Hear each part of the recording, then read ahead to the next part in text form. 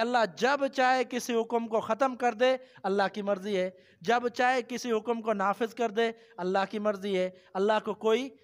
السلام علیکم۔ Islamic videos حاصل کرنے کے لیے ہمارا چینل سبسکرائب کریں اور فیس بک پیج لائک کریں۔ نحمدہ و نصلی علی رسولہ الکریم، اما بعد فاعوذ باللہ من الشیطان الرجیم، بسم اللہ الرحمن الرحیم۔ ما یود الذین کفروا، نہیں چاہتا کوئی ایک ان میں سے جنہوں نے کفر کیا، من اہل الکتاب، اہل کتاب والوں میں سے، ولا المشرکین، اور نہ ہی مشرکین چاہتے ہیں، ان ینزل علیکم من خیر من ربکم، کہ نازل ہو تم پر اللہ کی طرف سے کوئی بھلائی، واللہ یختص برحمتہ من یشاء، اور اللہ تعالیٰ جسے چاہے اپنی رحمت خاص سے عطا کرے، واللہ ذو الفضل العظیم، اور اللہ تعالیٰ بڑے ہی فضل والا ہے۔ اس آیت میں مشرکین اور کافروں کے حسد کو بیان کیا گیا ہے۔ اللہ تعالیٰ یہ فرماتے ہیں کہ کافر وہ کافر جو اہل کتاب میں سے ہیں، یعنی یہود و نصارہ میں سے، اور مشرکین مکہ، فرمایا کہ یہ دونوں گروہ جو ہیں یہ کبھی بھی نہیں چاہتے کہ مسلمانوں کے ساتھ کوئی بھلائی والا معاملہ ہو، یعنی یہ دونوں حسد میں ہیں اور دونوں نہیں چاہتے۔ مشرکین مکہ کیوں نہیں چاہتے؟ اس لیے کہ اس کا سبب یہ ہے کہ نبی علیہ الصلوۃ والسلام نبوت سے قبل آپ صلی اللہ علیہ وسلم ان میں سردار نہیں کہلائے جاتے تھے، یعنی جو سرداران قریش تھے جیسے ابو جہل وغیرہ تھے، یہ تو بڑے نام تھے ان کے، لیکن نبی علیہ الصلوۃ والسلام ایک عام شخص کی طرح ہوتے تھے معاشرے میں، اور اللہ تعالیٰ نے ان کو چن کر اللہ کا پیغمبر بنا دیا۔ تو یہ ان کو حسد لگ گیا کہ سرداروں کو اللہ نے کیوں نہیں بنایا، اور ایک ایسا شخص جس کا والد بھی فوت ہو چکا ہے اور دنیاوی علوم جو نہیں جانتا، اس کو اللہ نے پیغمبر بنا دیا۔ تو یہ دوسرے جتنے بھی قبیلے تھے وہ حسد کرنے لگ گئے تھے نبی علیہ الصلوۃ والسلام کی نبوت سے۔ یہاں پر جو رحمت ہے کہ اللہ تعالیٰ نے فرمایا کہ اللہ جس پر چاہے اپنی رحمت کرے، اس رحمت سے مراد نبوت ہے، کہ نبوت اللہ تعالیٰ نے محمد رسول اللہ صلی اللہ علیہ وسلم کو عطا کی۔ اور یہود و نصارہ اہل کتاب کیوں حسد کرتے تھے؟ وہ بھی یہ چاہتے تھے کہ جو یہود و نصارہ کا سلسلہ نسب ہے، اللہ کا سارا فضل، نبوت اور رحمتیں اسی میں ہوں، باہر نہ ہو۔ وہ اس لیے حسد کرتے تھے کہ ہمارے خاندان میں سے، یعنی جو اسحاق علیہ السلام کا خاندان تھا، اس میں سے پیغمبر کیوں نہیں آیا؟ باقی ہمارے جتنے پیغمبر تھے سارے اسی میں سے آئے تھے، یہ نبی جو ہے وہ اسماعیل علیہ السلام کے خاندان سے کیوں آیا؟ یہ ان کو حسد تھا، جس کی وجہ سے وہ کبھی بھی اس بات پر راضی نہیں تھے کہ مسلمانوں پر، ایمان والوں پر اللہ کی طرف سے کوئی بھلائی نازل ہو۔ تو یہ حسد اللہ تعالیٰ نے ان کا بیان کیا۔ اگلی آیت میں فرمایا ما ننسخ من آیت، جس آیت کو ہم منسوخ کر دیں، او ننسہا، یا بھلا دیں، نأتی بخیر منہا، ہم لاتے ہیں اس سے بہتر، او مثلہا، یا اسی جیسی دوسری آیت۔ الم تعلم ان اللہ علی کل شیء قدیر، کیا آپ نہیں جانتے کہ بے شک اللہ تعالیٰ ہر چیز پر قادر ہے۔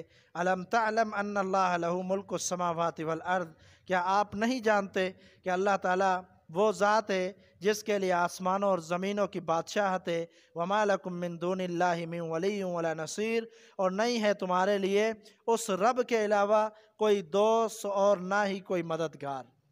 تو اس آیت میں نسخ کا معاملہ بیان کیا گیا ہے، منسوخ ہونا کسی حکم کا۔ یہ قرآن مجید کا حکم بھی اللہ کے حکم سے منسوخ ہو سکتا ہے، اور احادیث کا جو معاملہ ہے وہ بھی منسوخ ہو سکتا ہے۔ اس کی بہت ساری مثالیں ملتی ہیں قرآن مجید کے اندر۔ اللہ تعالیٰ نے یہ واضح کر دیا کہ اگر ہم کوئی حکم منسوخ کرتے ہیں، یعنی جس کو ختم کرتے ہیں، اس کے بدلے کوئی اچھا حکم لاتے ہیں یا کوئی اسی جیسا حکم لاتے ہیں۔ مثلا آپ مثال یہ سمجھیں کہ بیت اللہ کا قبلہ بننا، اس سے قبل بیت المقدس قبلہ تھا، اس قبلے کو منسوخ کیا گیا اللہ نے قرآن مجید کے حکم کے ساتھ۔ تم لوگوں نے بیت اللہ کی طرف رخ کر کے نماز پڑھنی ہے، اسی کی طرف اپنے چہروں کو پھیر لو۔ سیقول کے اندر اللہ تعالیٰ نے بیان کیا، تو معلوم کیا ہوا؟ معلوم یہ ہوا کہ قرآن مجید سے اللہ تعالیٰ احکام کو منسوخ بھی کرتا ہے، کسی صورت کے ذریعے، کسی آیت کے ذریعے اللہ تعالیٰ احکام کو منسوخ کر کے اس کے بدلے نیا حکم جاری کرتا ہے۔ اور احادیث میں بھی ایسا ہے، نبی علیہ السلام کی ایک حدیث ہے کہ آپ صلی اللہ علیہ وسلم نے فرمایا کہ قبروں کی زیارت نہ کرو، یہ حدیث ہے۔ پھر آپ نے فرمایا فزورھا، پہلے میں نے منع کیا تھا تمہیں قبروں کی زیارت سے، لیکن اب دوبارہ یہ حکم ختم کر کے یہ حکم دیا جاتا ہے کہ قبروں کی زیارت کیا کرو تاکہ تمہیں آخرت کی یاد آئے اور اللہ کی یاد آئے، اللہ کا خوف آئے۔ یہ حکم منسوخ ہو گیا، پہلے منع کیا تھا پھر منع ختم ہو گیا۔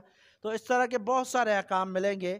ایسے ہی جیسے جو بدکارہ عورت تھی اور جو بدکاری کرنے والا، اس کا حکم پہلے کیا تھا کہ اس کو گھر کے اندر محبوس کر دو، اس کو گھر کے اندر بند کر دو حتیٰ کہ وہیں موت ہو جائے۔ لیکن بعد میں اللہ تعالیٰ کا حکم قرآن مجید میں کہ ایسے شخص کو 100 کوڑے لگائے جائیں گے، پہلے والا حکم ختم ہو چکا۔ تو منسوخ اور ناسخ یہ ایک بہت بڑی بحث ہے کہ کوئی حکم اللہ تعالیٰ کی طرف سے منسوخ ہوتا ہے تو اس کے بدلے ناسخ ہوتا ہے، یعنی اس کی جگہ پر کوئی اور حکم آیا۔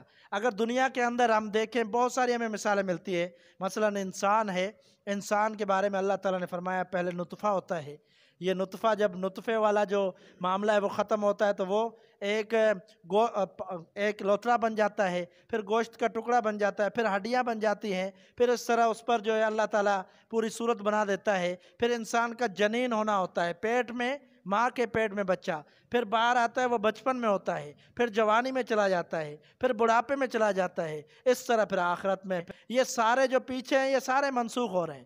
ایک حکم پہلے تھا، اب جو بچے کا حکم ہے وہ تو جوانی کا حکم نہیں ہے، جو جوانی کا حکم ہے وہ بڑھاپے کا حکم نہیں ہے۔ اس طرح یہ منسوخ کی صورت ہم دنیا میں بھی دیکھتے ہیں۔ اگر دیکھتے ہیں ہم اللہ کے نظام کو تو ہمیں پتہ چلتا ہے کہ موسم 4 ہیں، ایک موسم ختم ہوتا ہے دوسرا شروع ہوتا ہے، پھر تیسرا شروع ہوتا ہے، پھر چوتھا شروع ہوتا ہے، پھر ایک پہ آتے ہیں، پہلے تینوں ختم ہو جاتے ہیں۔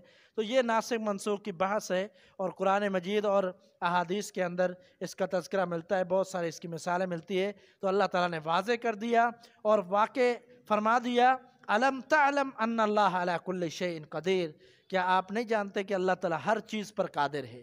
یعنی اللہ جب چاہے کسی حکم کو ختم کر دے، اللہ کی مرضی ہے، جب چاہے کسی حکم کو نافذ کر دے، اللہ کی مرضی ہے۔ اللہ کو کوئی منع نہیں کر سکتا اور نہ ہی اللہ کو کوئی اعتراض کر سکتا ہے، یہ اللہ کی مرضی ہے۔ اس لیے فرمایا بادشاہت دنیا میں، آسمانوں میں، زمینوں میں، ہر جگہ پر اللہ کی بادشاہت ہے، تو اللہ کا حکم چلے گا جب چاہے جس حکم کو ختم کر دے۔ اللہ تعالیٰ مجھے اور آپ کو سمجھنے کی توفیق عطا فرمائے۔ وما توفیق الا باللہ۔